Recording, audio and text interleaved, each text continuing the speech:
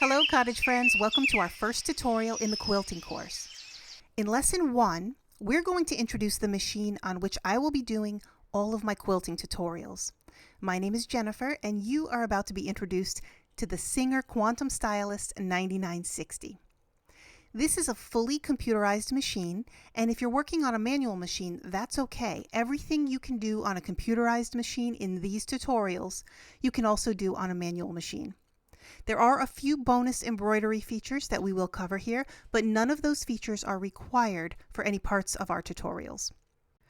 The next few videos are meant to get you completely familiar with the machine that we're working on. Now, if this is too basic for you, then feel free to skip ahead to lesson 2. These videos are for those who want to run down of a computerized machine and for those who have never used a sewing machine before. So let's take a look at all the parts as they come straight out of the box.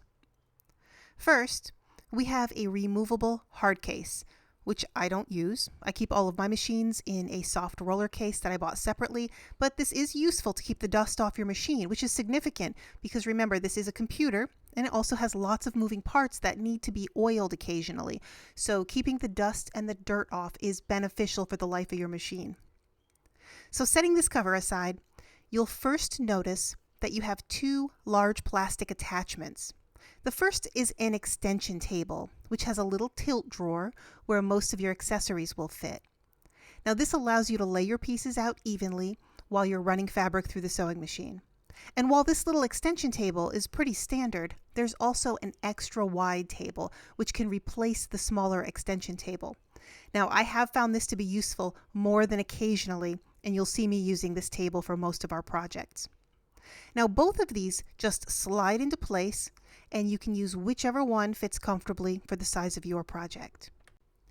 If you have to pick up and move your machine, you do have a handle that's nested onto the top.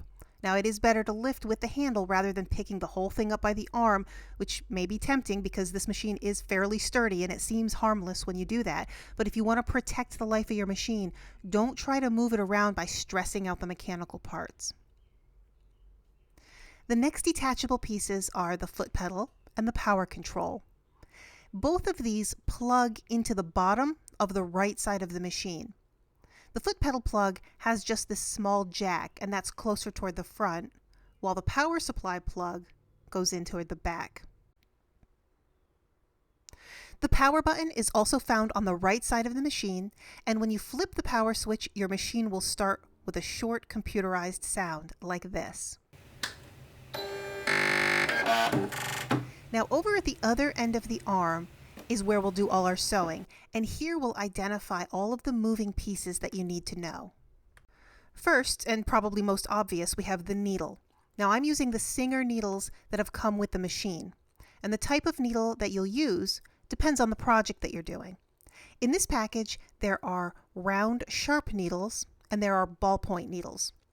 Round sharp needles are for your standard fabrics, and the ballpoint needles are for materials that are stretchier like spandex and maybe knit fabrics. For our demonstration, I'm just going to be using the regular sharp needles. Now the size of these are 90 weight needles, and the Singer code is CAT 2000, so you might want to make a note of that and keep it in mind if you're looking for replacement needles when you go to your local craft store. The way that you can tell the difference on which needle is a round sharp needle and which is a ballpoint is that they have a color-coded band at the base. Now in this pack, the round sharp needles are marked with a blue band and the ballpoints are marked with an orange band. So if we look down here, I've already installed one of the needles. This is held in place with this screw on the right. And in order to move this needle manually, there's a hand wheel on the right side of the machine, just above the power switch. Manually rotating the hand wheel will make the needle go up or down, and you'll use this to adjust the position of the needle when you need to start and stop your project.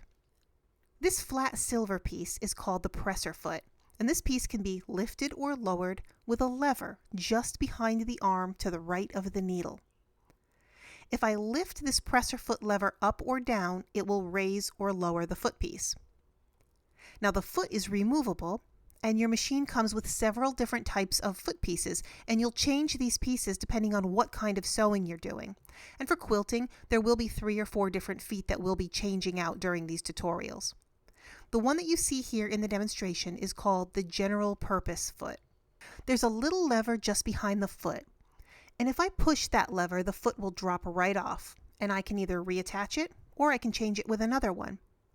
To put this foot back on, I'm going to line this bar on the foot up with a little attachment head, and then I'm going to slowly lower the presser foot lever. The presser foot will come down on top of the foot piece, and it will lock into place. Then you can lift the foot and see that it's attached. Now over here to the left of the needle, there's another lever. And when we drop this down, you're going to see a little piece of white plastic lower. This lever lowers the needle threader, and we'll demonstrate that in just a moment. But first, this 4x4 inch square metal piece right here has some action to it. This metal plate is the needle plate, and the bobbin sits in a case right underneath this plate behind a plastic cover. To the right, there's a little black lever where you can pop open the plastic cover and retrieve and change the bobbin. Now just behind the bobbin, underneath the presser foot, you'll find 2 rows of serrated teeth. And this is called your feed dog. And this is really the little gadget that drives your fabric forward when you're sewing. And sometimes you want these and sometimes you don't. And if you don't want the feed dog to touch your fabric, then pull back your table extender and you'll see a black switch which will raise and lower your feed dog. For general purposes, we're going to keep our feed dog raised because you'll see how this works when we put our first test piece through.